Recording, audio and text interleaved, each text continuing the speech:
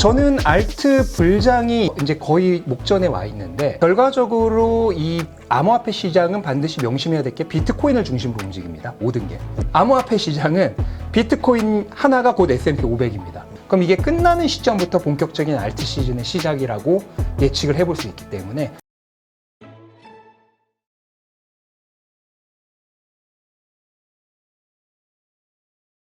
오늘 모신 분은 알트코인 하이퍼사이클 베스트셀러죠. 책의 저자이신 신민철 작가님 모셨습니다. 안녕하세요. 안녕하세요. 네.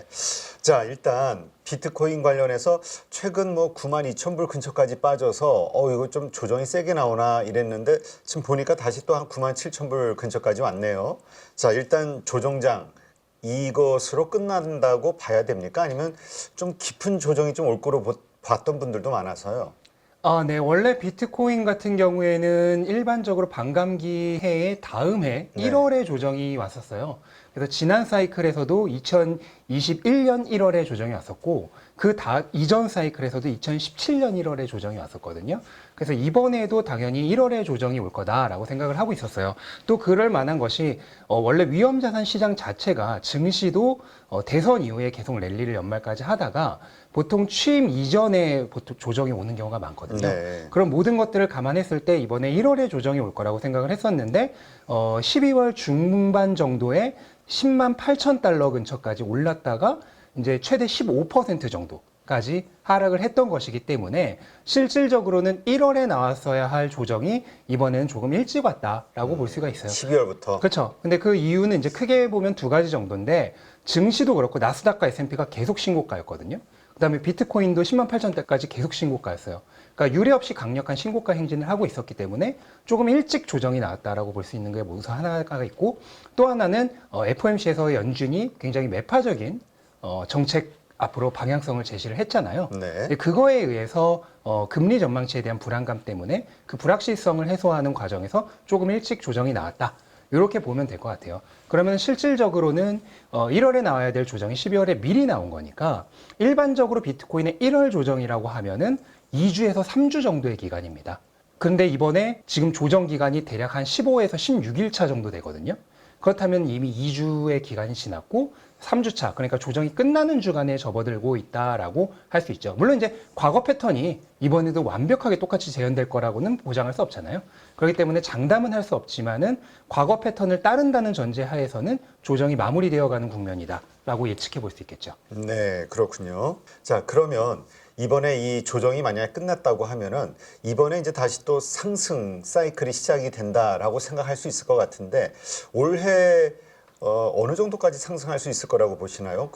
강하게 보시는 분들은 상당히 크게 보는데 대략 한 20만 불까지도 가능하지 않겠냐 보시는 분들이 대체적으로 많은 것 같아요. 네, 얼마 전에 이제 여러 잡지나 매체나 뉴스나 전문가들의 의견을 한번 좀 종합을 해본 결과, 평균적으로 바라보고 있는 목표 가격은 20만 달러 초반대 정도가 이제 전문가들의 평균으로 보여요. 저도 이미 1년 전에 썼던 비트코인 슈퍼사이클에서 올해 예상 가격을 적어놨는데 20만 달러에서 30만 달러. 네. 하나로는 한 3억에서 5억 정도라고 이미 명시를 했었고, 지금으로서도 그 전망이 거의 그대로 갈 거라고 봅니다. 왜냐면은 지난 사이클에서 반감기 이후에만 8배 이상이 올랐거든요. 네. 이번에는 그거의 한 절반인 4배 정도 오른다고 하면은 반감기를 6만 4천 달러로 맞이했기 때문에 4배라고 하면은 25, 6만 달러 정도 되죠. 그리고 비트코인 가격 예측에 여러 가지 모델들이 있는데, 그 중에서 현재 가장 신빙성이 있게 보여지고 있는 법칙이 멱함수 법칙이라고, 파워러우라고 하는데, 비트코인의 과거의 가격 패턴을 대수회기적으로, 그러니까 지수함수적으로 분석을, 로그함수적으로 분석을 했을 때 일반적으로 가격이 같은 수준으로 상승하기 위해서 시간이 2배씩 걸렸다는 게 증명된 그 법칙이 있어요. 그게 현재까지는 비트코인의 가격 예측 모델 중에서 가장 신빙성이 높다라고 여겨지는데, 이 모델이 가리키고 있는 이번 올해 말 정도의 적정 가격이 한 11만 4천 달러입니다. 근데 항상 적정 가격보다 훨씬 더 올랐었거든요. 네. 지난 사이클, 그 첫 번째 사이클은 적정 가격보다 한 10배가 더 올랐었고요. 1000%가. 두 번째 사이클은 그거의 절반. 아까 2배씩 시간이 더 걸린다 그랬잖아요. 그러니까 상승률이 절반씩 줄었다는 얘기인데, 지지난 사이클은 적정 가격의 500% 정도까지 올랐고, 지난 사이클은 아시다시피 중국 악재 때문에 조금 상승세가 좀 더 둔화된 사이클이에요. 네. 그래서 원래는 한 250% 정도 돼야 되는데 180% 정도까지 올랐습니다.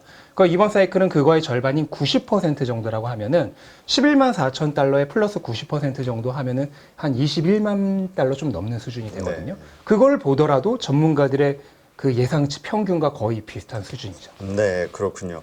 근데 그런 과거의 어떤 사이클 그걸 대비해서 그냥 막연하게 이렇게 오를 것으로 봐야 될지 아니면 그렇게 올라가는 데는 어떤 그 나름대로의 네. 그 이유가 있을 거잖아요. 네. 트리거가 도대체 뭐가 될까? 비트코인의 가격은요, 주식이나 부동산하고는 달라요. 부동산이라고 하는 건 분명한 사용성의 목적이 있잖아요. 그다음 주식은 기업이 벌어들인 현금 흐름이라고 하는 분명한 지표가 있죠.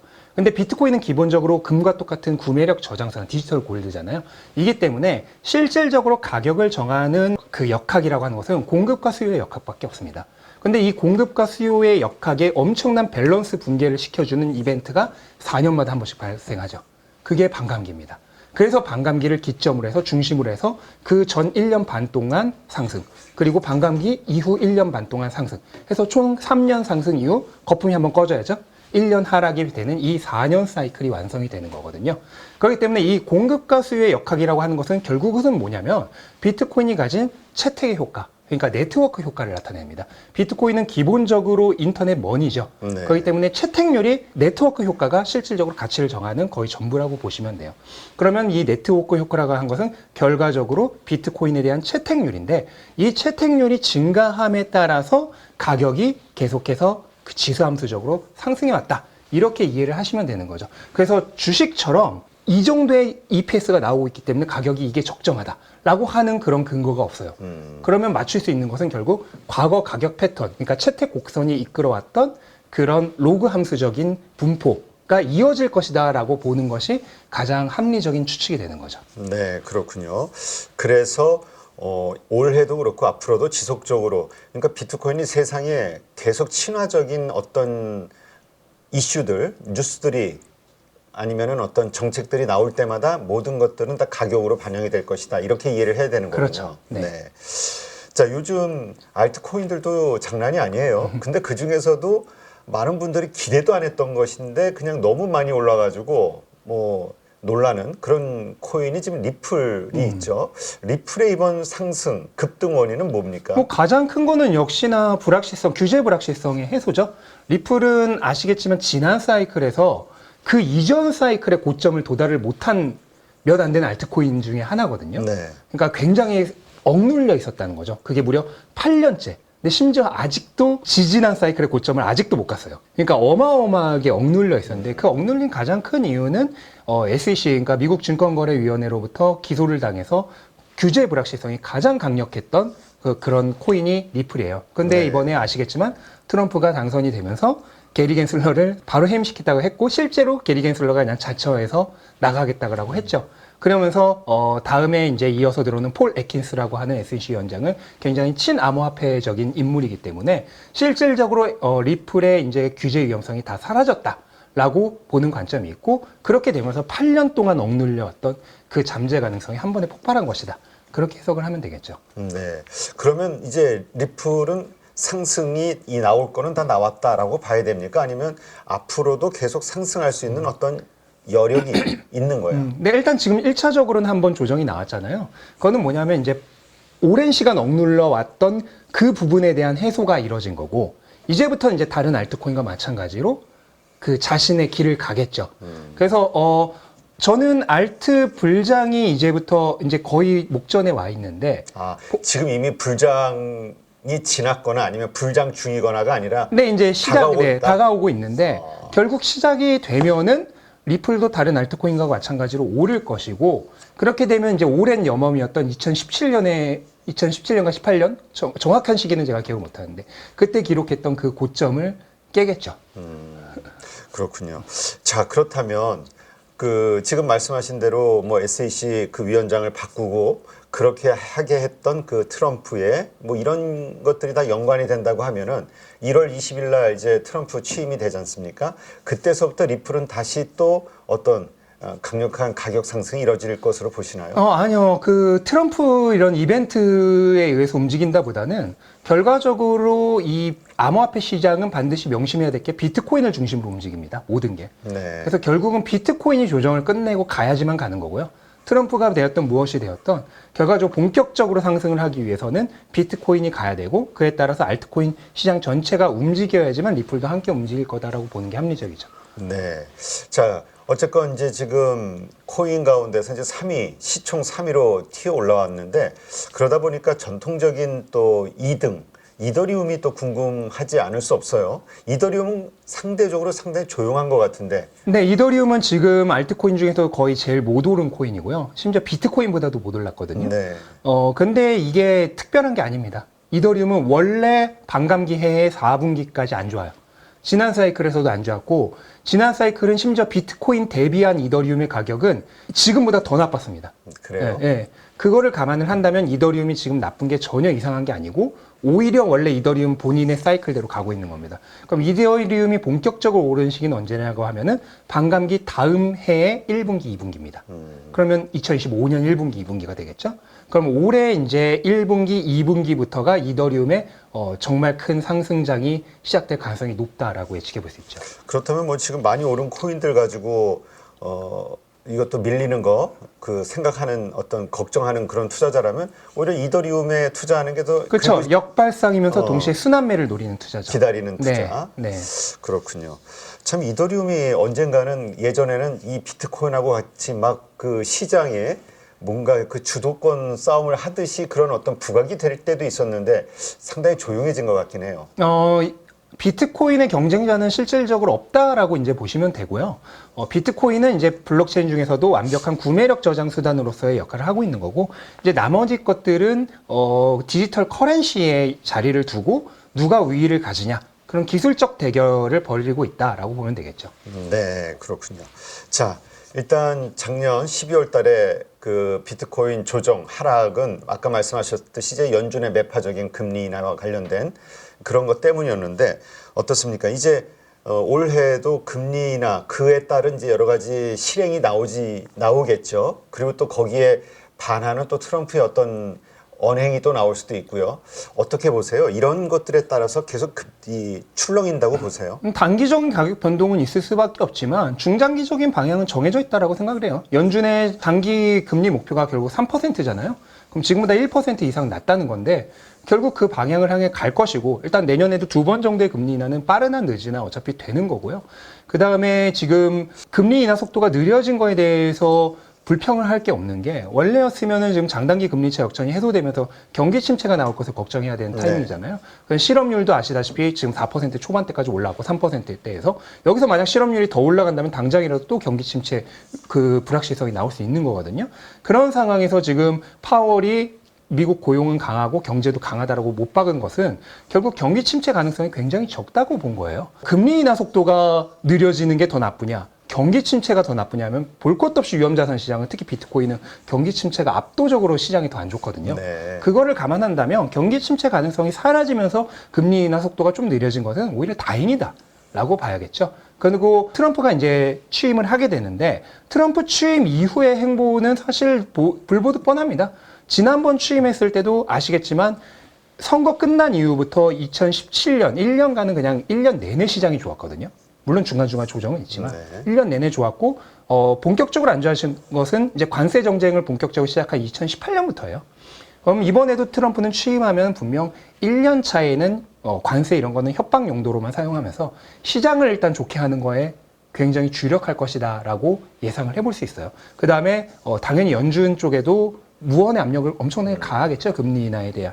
그 다음에 트럼프로 인해서 인플레이션이 높아질 거라는 그런 우려들도 있는데, 인플레이션이라고 하는 게 어떤 정책을 한다고 해서 그냥 바로 높아지는 게 아니잖아요. 네. 시간차를 두고 발생을 하는 거기 때문에 암호화폐 투자자라면 어차피 사이클이 내년까지라는 것을 감안했을 때 그 인플레이션이 발생하는 것은 실질적으로 2026년 이후니까 그건 그때 가서 얘기고, 2025년은 걱정이 크게 없을 것이라고 보는 게 합리적이겠죠. 네.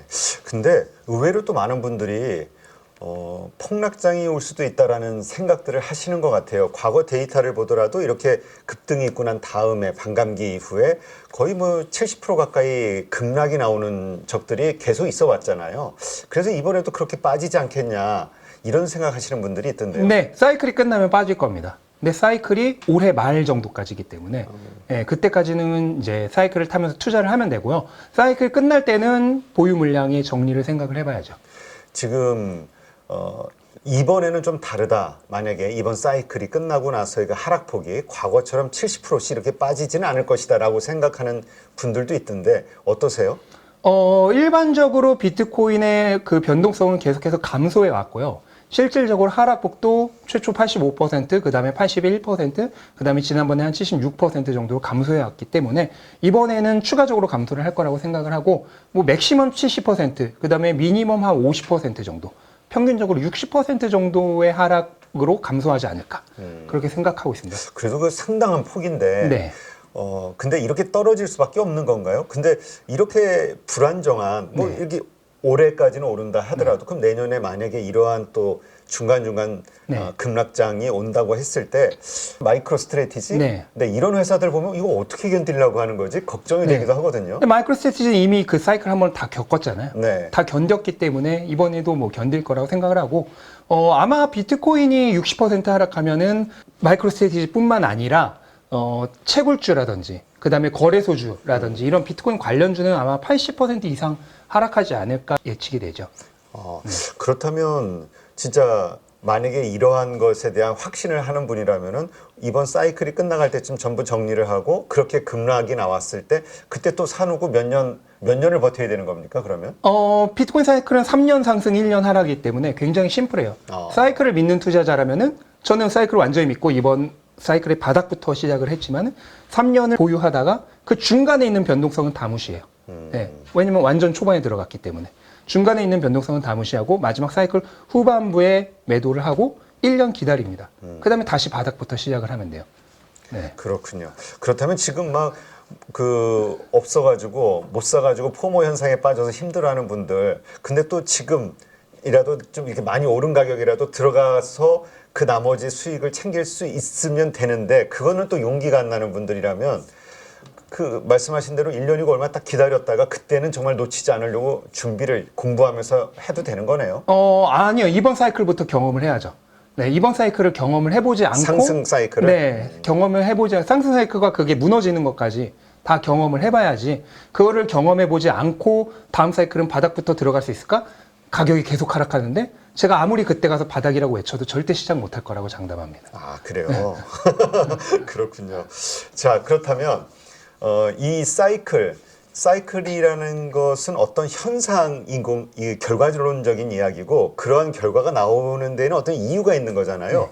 이 비트코인의 사이클이 만들어지는 이 원리는 뭡니까? 근데 앞에서도 설명드렸다시피 비트코인은 공급과 수요의 역학으로만 가격이 발생을 하기 때문에 그 공급 수요 역학에 심각한 충격을 주는 반감기라고 하는 이벤트, 그러니까 공급량이 절반으로 줄어드는 이벤트죠. 이 이벤트로 인해서 이 밸런스가 붕괴하고 그로 인해 3년간의 상승과 3년간의 상승을 하고 난 이후에는 가격이 적정 가격보다 훨씬 높게 책정이 되어 있기 때문에, 그러니까 적정 가격이라고 하는 것은 네트워크 보급 효과죠. 그것을 능가하는 수준으로 가격이 상승해 있기 때문에 이것이 결국은 거품이 붕괴하는 1년간의 하락장이 발생을 하는 겁니다. 그럼 왜 그렇게 거품이 발생을 하냐면은 일반적인 자산은 가격이 상승할 때 생산업자들이 생산량을 증가시킵니다. 금의 가격이 오르면은 금을 채굴량을 늘려요. 그 다음에 석유 가격이 오르면은 석유 생산량을 늘립니다. 네. 근데 비트코인은 그게 불가능하죠. 가격이 오르는 동안 생산량을 늘릴 수가 없어요. 심지어 오히려 생산량이 반토막 나요. 그런 상황이기 때문에 스스로 자체적으로 거품을 꺼트리지 못하고 이 공급과 수요의 불균형으로 인해서 가격이 상상도 못할 수준으로, 그러니까 원래 네트워크 가치가 가지고 있는 훨씬 그 이상 수준으로 가격이 증가를 하는 겁니다. 네. 그럼 이 거품은 반드시 꺼져야죠. 그럼 거품은 아시겠지만 상승은 길고 오래 가지만은 하락은 순식간이거든요. 그러면은 이 폭락이 1년 동안에 한 번에 쫙 몰아서 나오는 거죠. 그렇게 되면 모든 것이 리셋이 되고 그럼 다시 다음 반감기를 사람들이 바라보면서 또 매집을 시작하겠죠. 네. 그러면서 또 상승장이 시작을 하는 겁니다. 이게 계속 반복되고 있다라고 보시면 돼요. 그래서 이게 과거 이번 사이클 시작하기 전에 3번이 반복이 되었고, 제가 그 3번 반복된 거를 분명하게 분석을 해서 이번에도 똑같은 일이 일어날 것이다 라고 말씀을 드리면서 시작한 게 작년 2023년 재작년이죠. 이미 3월에 시작했던 비트코인 슈퍼 사이클이에요. 그 책과 함께 시작을 했었는데, 그때도 제가 분명히 이번에도 똑같은 일이 반복될 것이다 라고 말씀드렸고, 실제 15,000달러에서 지금 10만 달러까지 그 일이 일어나고 있습니다. 네, 그렇군요. 자, 그런데 이 사이클이 그냥 말씀하신 대로 반감기와 뭐 이런저런 이어지는 것들로 인해서 생기는 거라고 만약에 본다고 했을 때, 지금 시장이 과거와는 좀 다른 것들이 있잖아요. 예를 들어서 ETF들. 그러니까 여러 형태의 그 매수 주체들이 강력하게 여러 개 생겼기 때문에 과거 같은 그런 또 이런 급락은 안 나올 수도 있다라고 생각하는 분들, 이 의견은 어떻게 보세요? 네, 일단은 앞에서도 설명드렸듯이 변동폭 자체는 줄 거예요. 그러니까 과거처럼 뭐 80% 가까운 폭락은 분명히 없을 겁니다. 하지만 저는 그럼에도 불구하고 50% 이상의 하락은 충분히 나올 수 있다고 생각을 하고요. 왜냐하면 ETF들이 그렇게 무섭게 매수한 만큼 나중에 팔 때 또 무섭게 파는 모습을 한번 상상해 보세요. 그때 어마어마한 하락이 나올 수 있죠. 그리고 결국 투자자들은 인간이고, 인간은 4년 전이나 8년 전이나 똑같았거든요. 이번에도 똑같을 거라고 보는 게 맞아요. 그래서 인간의 본성이 바뀌지 않았고 같은 실수를 되풀이할 것이기 때문에 이번에도 똑같은 일이 일어날 거라고 판단을 하는 게 저는 더 합리적이라고 생각을 합니다. 네, 그렇군요. 이제 트럼프가 1월 20일 취임을 하고, 그리고 이제 얼마 지나지 않아서 이제 FOMC가 있죠. 여기에서 이제 금리와 관련된 여러 가지 이야기들이 또 나올 텐데 어떻습니까? 이러한 상황이 비트코인 혹은 이 가상화폐 쪽에 어떤 영향을 주게 될까요? 일단은 트럼프 취임 이후에 초기 한 100일 정도간에 어떤 행정명령들이 나오는지가 비트코인 가격에 굉장히 중대한 역할을 할 거라고 생각을 하고요. 특히나 많은 사람들이 기대하고 있는 게 이제 트럼프가 약속했던 비트코인을 그 전략적 국가 비축 자산으로 하는 그 행정명령을 할 것이냐 아니냐에 따라서 비트코인 가격에 상당한 영향을 줄 거라고 생각합니다. 근데 만약에 어떠한 행동도 하지 않는다, 그러면은 악재로 작용할 수 있을 거고요. 일반적으로 지난 비트코인 컨퍼런스에서 약속했던 현재 20만 개 정도 갖고 있는 비트코인을 팔지 않는 그 정도의 행정명령을 한다면은, 그러면 이제 법무부에서 재무부로 이관되겠죠. 네. 이 정도의 그런 행정명령을 한다면은 비트코인은 원래 사이클대로 그대로 갈 것이라 생각을 하고, 만약에 추가적으로 트럼프가 미국이 가지고 있는 자산을 이용해서 비트코인을 추가 구매하는 행정명령을 내릴 경우에는, 이 경우에는 가격에 엄청난 상승 요소로 작용할 거라고 생각을 해요. 네. 자, 그렇다면 사실 이게 증시하고 어떻게 보면 좀 동조화되는 거 아니냐, 이 가상화폐의 어떤 시세도, 이렇게 보는 분들이 있거든요. 어떻습니까? 앞으로 계속 이렇게 동조화 현상이 벌어질까요? 아니면 디커플링이 될 수 있다고 보세요? 네. 기본적으로 현재 비트코인은 아직 위험자산 포지션이기 때문에 증시와의 동조성이 어느 정도 존재할 수밖에 없고요. 다만 장기적으로 봤을 때는 지금 나스닥과 비트코인의 동조성이 한 0.1에서 2 수준으로 굉장히 낮아요. 그러니까 10%에서 20%밖에 동조성이 없다는 얘기죠. 그래서 굉장히 낮기 때문에 장기적으로 보면은 점점점 디커플링화 되어 가지만은 시장이 전반적으로 어떤 이슈에 의해서 움직일 때, 뭐 금리라든지 아니면 침체에 대한 불확실성이라든지 이런 걸로 인해서 위험자산 시장이 전반적으로 움직일 때는 결국 같이 움직일 것이다, 이렇게 보면 되죠. 하지만 시간이 가면 갈수록 점점점 디커플링화는 더 진행될 것으로 봅니다. 네. 이거 뭐 위험 자산이라고 아직은 얘기하셨으니까, 뭐 연준 위원도 한 번 그런 얘기를 했죠. 이건 금은 아니다. 그런 것들, 그러니까 결국 당분간은 완전히 금처럼 안전자산으로 평가를 받고 인정을 받는 그 시기까지는 앞으로도 시간이 좀 많이 남아있다라고 봐야 되겠죠? 굉장히 많이 남아있다라고 보여지고요. 현재 이제 시가총액이 2조 달러 정도인데 금이 17조에서 18조 달러잖아요. 거의 10배가 차이가 나요. 그럼 비트코인은 현재보다 시가총액이 10배가 올라가면 금과 변동성이 같아질까? 아닙니다. 저는 10배가 올라도 금보다 변동성이 클 거라고 생각하거든요. 아시겠지만 금은 아날로그 자산이잖아요. 네. 한밤중에 못 팔잖아요. 근데 비트코인은 뭔가 어디서 미사일 쐈다 그러면 그냥 바로 팔 수 있거든요. 이번에 보셔서 아시겠지만 계엄 사태 일어났을 때 그랬죠. 가격이 국내 거래소에서만 순간적으로 폭락한 거 볼 수 있잖아요. 뭔 일이 생겼다면은 주식은 한밤중이라서 못 팔아요. 근데 비트코인은 24시간 글로벌 자산이기 때문에 언제 어디서나 유동성이 있거든요. 그러니까 가장 쉽게 환금할 수 있는 황금성 높은 자산이기 때문에 금과 시가총액이 같아지더라도 변동성이 더 클 거라고 생각을 합니다. 금보다 적어도 시가총액이 2~3배 정도까지 커져야 금과 변동성이 거의 같아지지 않을까. 그러니까 비트코인이 근데 사실 그 안전자산이라고 하는 의미가 변동성 측면만을 놓고 보는 거기 때문에 사실 그게 진짜 안전자산은 아닌 거거든요, 솔직히 말하면. 그렇죠. 네, 하지만 그래도 어쨌든 일반적으로 얘기하는 그 안전자산의 개념이 되려면은 적어도 20년은 더 지나야 되지 않을까. 개인적으로는 그렇게 생각해요. 네.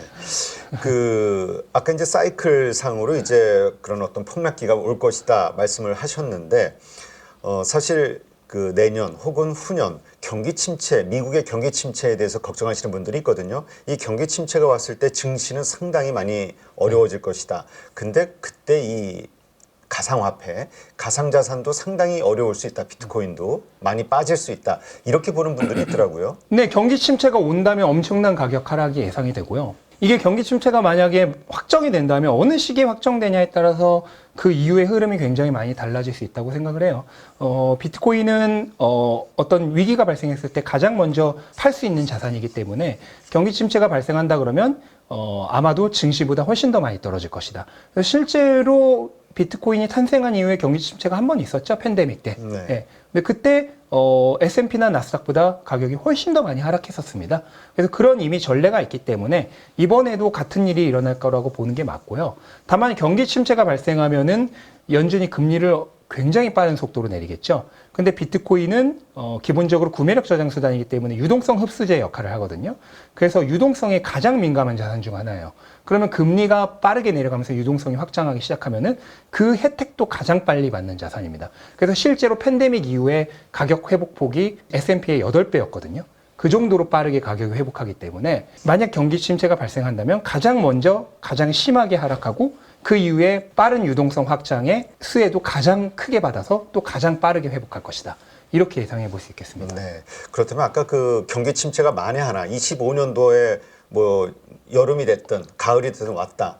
아까 말씀하신 대로 뭐라 그럴까요? 사이클 상의 어떤 폭락기가 아니더라도 이러한 경기 침체가 만약에 온다면 그때는 같이 빠질 수밖에 없다. 네, 맞습니다. 이렇게 봐야 되는 네, 거군요. 네. 자, 지금 그 일론 머스크 미국 행정부 뭐 지금 2번째 실력자로 인정을 받고 있는 상황인데 요새 뭐죠? 그 트위터 그러니까 X에다가 그 이름 닉네임을 하나 바꿨더니 뭐 코인이 900% 뭐 급등하고 뭐 이랬다고 네. 이제 뉴스 보고 막 웃었는데 이 영향력이 상당히 큰 것 같아요. 네. 앞으로 어떻습니까? 이렇게 일론 머스크의 영향력이 가상화폐 쪽, 자산 쪽에 계속해서 이렇게 커질 수밖에 없나요? 네, 뭐 그런 민코인들이 일론 머스크에 의해서 펌핑을 받아서 오르는 것들은 앞으로도 일어날 수 있는데 시장 전체에 미치는 영향력은 거의 없을 거라고 생각해요. 그래요? 왜냐하면 테슬라가 지금 10,000개 조금 안 되는 비트코인 가지고 있는데 그 이후로 지금 팔지도 사지도 않고 있거든요. 그리고 일론 머스크도 지금 분명히 자신은 블록체인 쪽보다는 자기가 하고 있는 사업 쪽에 집중하고 있다라고 얘기를 했어요. 그래서 이제 X에서 하는 그런 것들은 그냥 유머성이라고 일론 머스크 특유의 그런 재치라고 보면 되고 그런 것들에 의해서 작은 민코인들이 좀 급등하거나 또 일론 머스크가 가장 편애하는 도지코인이 가격 영향을 받거나 하는 그런 것들은 있더라도 비트코인이나 다른 뭐 시장 전체로까지 이게 확장되는 일은 없을 거라고 저는 생각을 합니다. 그 도지코인 처음에 나왔을 때 도지코인하고 일론 머스크하고 무슨 관계가 있나요? 아니요, 기본적으로는 없고 이제 일론 머스크가 도지코인을 좋아하죠. 그냥 좋아하는 거예요. 네. 근데 그냥 그 하나의 사실 때문에 이 도지코인이 어마어마하게 오른 거잖아요. 네, 이제 뭐 나중에 테슬라나 스페이스 X가 도지코인으로 결제를 할 것이다. 이제 이런 것들에 대한 기대감도 있는 거죠. 네. 자, 우리 아까 이더리움, 그 다음에 리플에 대해서도 이야기를 해주셨는데 어떻습니까? 우리가 만약에 투자의 대상으로 놓고 봤을 때 어디가 가장 매력적인 투자처라고 봐야 될 것이냐, 그러니까 수익률이 어디가 높을 것이냐, 네. 같은 기간, 같은 금액을 투자했을 때. 제가 이제 알트코인 하이퍼사이클 책에서도 분명히 적었는데, 알트코인은 어떤 특정 코인을 너무 과신해서는 안 됩니다. 예, 어떤 코인이든 한순간에 무너질 수 있는 게 알트코인이거든요. 이미 지난 사이클에서 솔라나가 뭐 시가총액 5위권 수준으로까지 상승을 했지만 95% 이상 하락하는 엄청난 것들을 보여줬잖아요. 그래요? 어떤 코인이든 그렇게 될 수 있어요. 리플도 한때 시가총액 2위였지만 8년 동안 정고점 회복을 못하고 있죠. 그런 것들을 생각을 했을 때 어느 특정 코인을 그 코인이 얘기하는 그런 비전만 믿고 과신해서는 안 되고요. 여러 코인에 기본적으로 무조건 분산 투자를 통해서 포트폴리오 승부, 그러니까 평균으로 승부해야겠다는 그런 마음가짐을 가지셔야 합니다. 저는 그거를 강력하게 권고드리고 있습니다. 어디 하나의 몰빵 네, 절대 안 아니면 됩니다. 비중을 크게 실는 네, 게 아니라 네. 그 얘기는 만약에 진짜 몰빵하고 싶으면 비트코인 하나에 몰빵해야 그렇죠. 된다. 네. 이거는 이제 많은 분들이 오해하시는 건데 일반적으로 우리가 분산 투자가 안전하다고 하잖아요. 그래서 증시에서 가장 안전한 투자라고 하면 그냥 S&P 500. 왜냐면 수많은 미국 주식의 10개 넘는 산업에 500개의 최상위 기업에 분산 투자하는 것이니까. 그렇게 생각을 하시고 암호화폐도 똑같이 그렇게 비트코인 포함 나머지 알트코인까지 분산 투자하는 게 안전하다고 생각을 하시는데 아니에요. 암호화폐 시장은 비트코인 하나가 곧 S&P 500입니다. 왜냐하면 전체 시장 자체가 비트코인이라고 하는 그 기반 위에 올라가 있어요. 그러니까 비트코인이 무너져 버리면 그냥 다 무너져 버리는 거예요. 그래서 시장 전체가 비트코인 위에 올라가 있는 형태이기 때문에 증시하고는 달라요. 그냥 비트코인 하나만 사는 게 가장 안전하고 확실한 투자입니다. 그러니까 어떻게 보면은 수익률 측면에서 보면 대신 낫겠죠, 알트코인보다. 네. 그러니까 비트코인 하나만 투자하는 게 로우 리스크, 로우 리턴이고 거기에 이제 시가총액 높은 순부터 이더리움, 리플, 뭐 바이낸스 코인, 솔라나 이런 식으로 시가총액 낮은 애를 하나하나 쌓을수록 점점 하이 리스크, 하이 리턴이 돼 간다고 보시면 돼요. 네. 증시하고는 다르죠. 그러네요. 좀 차이가. 자, 그렇다면 비트코인하고 이더리움 지금 현재 ETF 상황은 어떻습니까? 네, 지금 이미 뭐 들으신 분도 있겠지만은 비트코인 ETF가 지금 출시 1년이 아직 조금 안 됐거든요. 오늘로써 한 1년 거의 돼가나요? 네, 딱 1년 정도 됐는데 전체 운용 자산이 금 ETF를 넘었습니다. 그래요? 네, 1년 만에 금 ETF가 2004년에 나왔잖아요. 20년 된 금 ETF를 넘었어요. 그 다음에 블랙록의 IBIT는 똑같은 블랙록의 이제 세계 2위 금 ETF죠. IAU의 운용 자산 거의 2배에 도달을 했습니다. 그런 측면에서 모든 면에서 비트코인 ETF가 가장 성공적인 대비를 한 해라고 보시면 되겠고요. 역사상 가장 성공한 ETF입니다. 아마 올해 안에 금 ETF 1위인자인 GLD도 IBIT가 넘지 않을까라고 생각을 한다면 비트코인 ETF로 들어오는 자금은 아마 2년 차인 올해는 작년보다도 더 클 것으로 저는 개인적으로 생각을 합니다.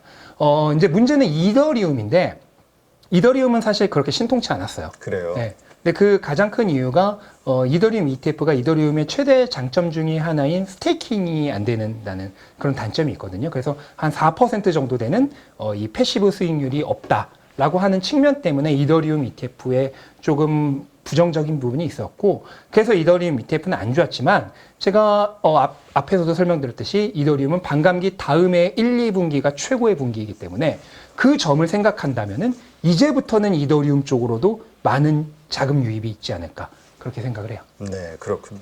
현재 가상화폐 관련한 ETF는 이제 비트코인과 이더리움 두 맞습니다. 개밖에 없죠. 네. 근데 이제 리플이 아마 세 번째가 되지 않겠냐 이런 기대감들이 커지는 것 같은데요. 근데 리플 또는 솔라나가 될 가능성이 솔라나. 굉장히 크고요. 양쪽 모두 신청이 되어 있기 때문에 둘 중 뭐 누가 먼저 되거나 아니면 거의 동시에 되거나 그런 수준이지 않을까. 어떻습니까? 만약에 그렇게 해서 뭐 리플이 됐든 솔라나가 됐든 ETF가 승인이 되면 가격에 어떤 호재로 작용이 되나요? 그럼요. 비트코인 ETF가 승인됐을 때랑 마찬가지로 솔라나나 리플도 ETF가 승인이 된다면은 일단은 첫 번째로 자금 유입도 자금 유입이지만 규제 불확실성이 정말 완전히 사라지는 게 확정되는 거잖아요. 네. 알트코인들은 그 증권성 시비에 의한 규제 불확실성이 가격을 굉장히 짓누르고 있는 요인이기 때문에 이게 사라진다는 측면에서도 호재로 작용할 거라고 생각을 해요. 네. 지금 알트코인 사실 그 비트코인 안정성 측면에서는 그나마 비트코인이 가장 강력하지만 이 수익성을 따져서 알트코인 가시는 분들이 참 많이 늘고 있단 말이에요. 네. 이 알트코인을 어떻게 잘 매매할 수 있을까? 아까 이제 네. 분산 투자 네. 말씀을 하셨는데 그렇게 한다 하더라도 이 언제 사고 언제 팔아야 되느냐 이 매수 매도와 관련해서는 참 어려워하는 것 같아요. 네. 사실 매수는 가장 확실한 건 분할 매수를 통해서 들어갈 수밖에 없어요. 근데 일반적으로 이제 알트코인의 좋은 매수 시기는 비트코인이 전고점을 돌파한 이후로 첫 번째 조정이 나온 다음에 그 조정이 끝날 즈음부터 본격적으로 비트코인의 전체 시가총액 비중이 떨어지면서 알트코인이 상승하는 알트 시즌의 시작이거든요. 그런데 지금 비트코인 전고점 완전히 돌파한 이후에 이번에 12월에 첫 번째 조정이 나왔죠. 그리고 이 조정이 지금 마무리되어 가는 국면이라고 말씀드렸잖아요. 그럼 이게 끝나는 시점부터 본격적인 알트 시즌의 시작이라고 예측을 해볼 수 있기 때문에 시기상으로서는 현재가 굉장히 좋은 시점이라고 볼 수가 있죠. 알트코인을 할 만한. 네. 근데도 아까 말씀하셨듯이 특정한 것에 큰 비중 실는 네. 것보다는 분산. 최소한 5개 이상의 5종목. 네. 어떻게 선별합니까? 그 5종목을? 제가 이제 책에도 적어놨는데 제가 알트코인에도 여러 가지 카테고리가 있어요.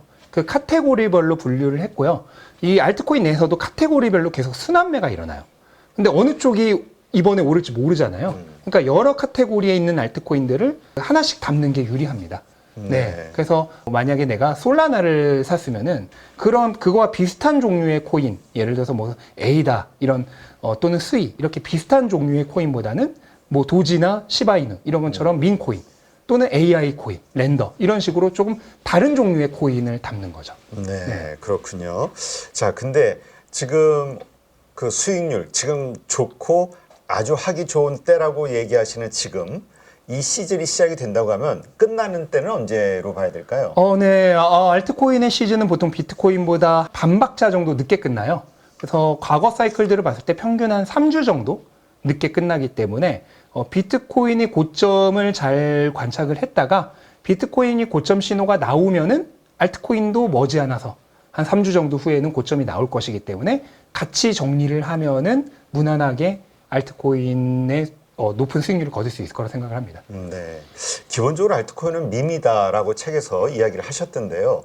이 이야기는 우리가 오를 때는 확 오르기도 하지만 아까 얘기하실 때 빠질 때는 또 무섭게 빠질 수도 네. 있다는 걸 감안해야 된다. 네, 알트코인은 기본적으로 사이클이 끝나면 90% 이상 하락할 가능성이 거의 대부분이기 때문에 야, 네, 그러네. 무조건 사이클 종료와 함께 전액 매도를 하는 것을 추천드립니다. 근데 만에 하나 네. 이제 이 시즌이라 우리가 이제 보통 주식 같은 경우도 이렇게 샀는데 오를 거라고 생각해서 샀는데 그 특정 어느 지점 이상 하락을 하게 되면 이제 손절이라는 걸 하게 되잖아요. 코인도 마찬가지입니까? 알트코인도? 네, 마찬가지고요. 앞에서도 설명드렸듯이 제가 분산 투자라고 하라고 말씀드렸잖아요. 그럼 그 분산 투자한 것 중에 한두 개 정도는 오히려 오르지 않고 손해일 가능성도 발생을 해요. 근데 그럴 경우에도 사이클 종료할 때 다른 코인 팔 때 다 같이 팔아야 됩니다. 네. 네. 왜냐면 거기서 또 90% 하락합니다. 아, 그렇군요. 그 뒷부분만 들으면 무서운데요. 오싹한데. 근데 아까 말씀하셨듯이 포트폴리오를 담을 때 알트코인 이렇게 좀 종류가 서로 성향이 다른 거를 하라고 했는데 요즘은 이제 민코인이라는 용어가 막 뜨고 있지만 얼마 전까지는 AI 코인이 네. 떴었고 또 뭐 하여튼 이렇게 좀 RWA도 있고요. 여러 가지 네. 종류가 있는 것 같아요. 네. 설명 좀 해주세요. 네. 어떻게 분류가 되고 어떤 특징으로 그런 분류가 이루어지는지. 일단은 그 분류 자체는 무한히 나눌 수 있어요, 사실. 그래서 뭐 코인마켓캡이라든지 이렇게 암호화폐 시가총액을 보는 사이트 들어가면 분류가 수백 개입니다. 근데 그건 그래요? 사실 이제 의미가 없고 얼마든지 나눌 수 있는 거니까 일반적으로 볼 때는 그 알트코인이 하고 있는 역할을 기준으로 보면 된다고 생각을 해요. 그래서 저 같은 경우는 이제 책에서 레이어 1이랑 2로 먼저 나누고 그 다음에 이제 밈이랑 AI, 뭐 RWA, 디파이, 메타버스 이렇게 나눴는데 이 코인이 뭐 어떤 쪽에 그 기술적으로 어떤 쪽에 속해 있는가를 기본적으로 봐서 분류를 하면 된다고 생각을 합니다. 그래서 민코인 같은 경우에는 어떤 특별한 기술적으로 내고고 있는 그런 메커니즘이 전혀 없어요. 그냥 오로지 사람들의 인기로만 가격이 형성되는 코인들을 얘기하는 거고요. AI 코인이라고 하면 앞으로 AI 산업에서 이 코인이 쓰입니다. 이 블록체인 네트워크가 쓰입니다. 라고 하는 주장. 그 다음에 디파이라고 하면은 중앙 집중화된 그런 파이낸스 서비스가 아니라 탈중앙화된 금융 서비스를 제공하는 블록체인입니다. 이렇게 기술적으로 내걸고 있는 프로파간다. 그거에 의해서 나눠진다고 보시면 될 것 같아요. 네, 그렇군요. 야, 그 가운데서도 이게 유행이 계속 이제 나오는 어떤 이슈에 따라서 이 특징별로 이제 나뉘는 거죠. 그러니까 테마주처럼 그렇죠, 맞아요. 돌아가면서. 네, 근데 그게 계속 돌아가기 때문에 어느 하나에 몰빵하는 거는 위험하죠. 그렇군요. 자, 올해 가상화폐 시장 가장 큰 이슈 어떤 게 될까요? 저는 트럼프가 어디까지 하느냐가 가장 핵심이라고 생각을 합니다. 네, 그래서 트럼프가 정말 자기가 말한 대로 그냥 비트코인 20만 개 가지고 있는 거를 팔지 않고 그냥 보관만 하는 정도로 끝낼 것이냐, 아니면은 미국이 자기들의 자금을 이용해서 비트코인을 추가로 매수를 할 것이냐, 이거에 따라서 최종 가격이 2배 이상도 차이가 날 수 있다고 생각을 합니다. 그래요. 네. 상당히 큰. 근데 트럼프도 그 공약 가운데서 했던 것이 이제 계속 비트코인을 매입을 하겠다, 뭐 이런 얘기가 있었죠. 아니요. 공약에는 없고요. 공약으로는 비트코인 컨퍼런스에서 나와서 했던 20만 그렇죠. 개의 비트코인을 팔지 않는 거. 팔지 않는 거. 네. 추가로 매수하는 거는 거에 없었어요. 관해서는 없었어요. 근데 네. 왜 그런 기대를 하는 거예요? 그거는 이제 루미스 상원의원, 그러니까 의원 측에서 비트코인을 100만 개를 매수를 하는 그런 법안을 발의했었죠. 근데 이제 공화당 측에서 발의가 된 거기 때문에 트럼프와 연계가 되어 있을 것이다라고 기대를 하는 거죠. 네. 네. 지금 트럼프가 그 트럼프의 자녀들도 이 관련된 네. 거래소라든가 관련된 비즈니스를 하고 있다. 네. 하여튼 트럼프가 이해관계가 이쪽 가상 자산 쪽하고 네. 어떤 연관들이 있는 거죠? 일단 기본적으로는 당연히 돈과 표가 가장 핵심이었고요. 왜냐하면 암호화폐 산업 자체가 3조 달러가 넘어가는 산업이기 때문에 여기서 들어온 로비 자금이 엄청났거든요. 그게 첫 번째고, 그 다음에 전체 유권자의 5분의 1에 해당할 정도로 이제 유권자층이 커졌죠. 그러니까 돈과 표가 일단은 가장 핵심이었는데, 이제 그거 외에도 지금 아들들이 가족 사업으로서 월드 리버티 파이낸셜이라고 디파이 사업을 하고 있죠. 네. 네. 이것도 영향이 있었고, 또 하나 영향이 있었던 것은 트럼프가 아시겠지만은 이제 그 머그샷이라고 하잖아요. 그 법정 리스크 때문에 그 자산이 동결됐던 적이 있어요. 트럼프 가족 전체가. 근데 그때 이제 이 NFT를 판매를 하면서 블록체인 쪽으로는 동결이 불가능하다는 걸 알았거든요. 그러면서 조금 전반적으로 트럼프 측의 그런 반암호화폐적인 그런 정책이 친암호화폐적으로 좀 옮겨간 것이 있고요. 그 다음에 더 크게 보면은 저는 결국은 미국의 패권과 연관이 된다고 생각을 해요. 네. 아시겠지만은 트럼프가 이번에 재정 정책을 굉장히 적극적으로 펼칠 것으로 예상이 되는데, 그러려면 국채를 많이 팔아야 되잖아요. 근데 국채 시장에 지금 가장 큰 손인 중국이 더 이상 미국 채권을 안 사고 있잖아요. 그런 상황에서 그러면은 어디서 미국 채권에 대한 수요를 끌어낼 수 있느냐? 현재 가장 또 큰 손 중에 하나로 대두되고 있는 것이 스테이블 코인 시장입니다.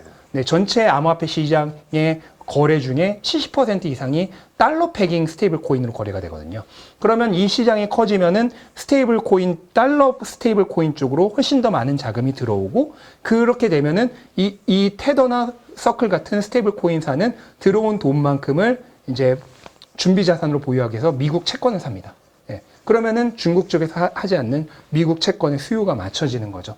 근데 지금 3조 달러가 넘는 시장이잖아요. 이게 수년 내에 10조 달러 수준까지 커질 것으로 예상이 되고 있어요. 네. 그러면은 뭐 7조 달러나 해당되는 엄청난 미국 채권에 대한 수요가 발생을 하는 거잖아요. 네. 새롭게.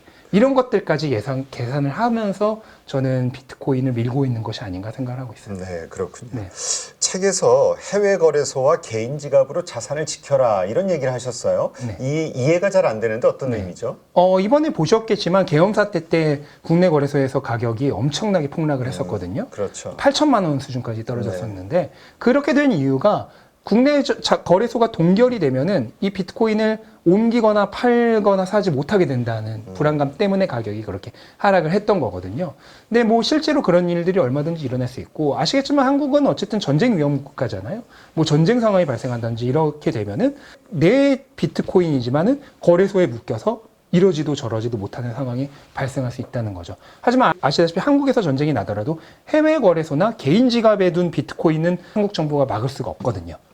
그렇기 때문에 한국 거래소에 내 암호화폐 전액을 두는 것보다는 개인 지갑이나 해외 거래소로 어느 정도 이전을 해두면은 리스크 분산이 될 수 있겠죠. 네. 그렇게 따지면은 그 해외 거래소조차도 미국이라든가 이런 쪽에다 하는 게 낫겠네요. 좀 더 안전한 곳에 두는 게 낫겠죠. 네, 알겠습니다. 결국 이것이 사실 그 모든 게 그 나라의 어떤 시스템, 어떤 법적인 제도와 또 연결이 되다 보니까 말씀하신 대로 그런 리스크가 있을 수 있겠구나. 갑자기 동결이라든가. 그쵸. 이런 부분도 있겠구나 생각을 해봐야겠네요. 네, 오늘 이렇게 해서 이 비트코인과 알트코인 이 시장의 사이클 그리고 그 가운데서 일어나는 여러 가지 가격의 변동성 요인들을 좀 살펴봤고요. 네, 아마 많은 분들이 이해하시는 데 도움이 되지 않았을까 생각이 듭니다. 오늘 이렇게 좋은 인사이트 함께 해주신 알트코인 하이퍼 사이클 책의 작가시죠. 신민철 작가님 고맙습니다. 감사합니다. 2025년에는 시장이 돌아설 것 같습니다. 한국 대선의 시간이 지금 빨라질 가능성이 굉장히 높아진 상황인데 정당들마다 이 대선의 주도권을 잡기 위해서 다양한 정책들이 경쟁적으로 나올 가능성이 굉장히 높다라는 거죠. 지금 현재 시장이 바닥권에서 상승으로 이렇게 전환을 맞이하고 있는 그런 국면이라고 저는 생각을 하는데 이런 시점에 공부를 해놓고 준비를 해둬야 막상 상승장이 왔을 때 좋은 위치에서 좋은 종목들 접근이 가능하다라는 거죠. 8번의 VOD 강의를 통해서 중장기 트레이딩부터 데이 트레이딩까지 이론과 기법들을 여러분들이 배우실 거고요. 그리고 16번의 라이브 강의를 통해서 실전에 어떻게 접목해야 되는지 내용들을 여러분들이 배우시게 될 겁니다. 꾸준하게 수익을 쌓아가고 싶고 그러한 기술을 배우고 싶다 하시는 분들은 저와 함께 하셔서 2025년에 꾸준하게 큰 수익들을 쌓아가실 수 있으시면 좋을 것 같습니다. 제 아는 모든 부분들을 여러분들께 최대한 자세하게 설명을 드리도록 하겠습니다. 여러분들께 자신 있게 추천드립니다.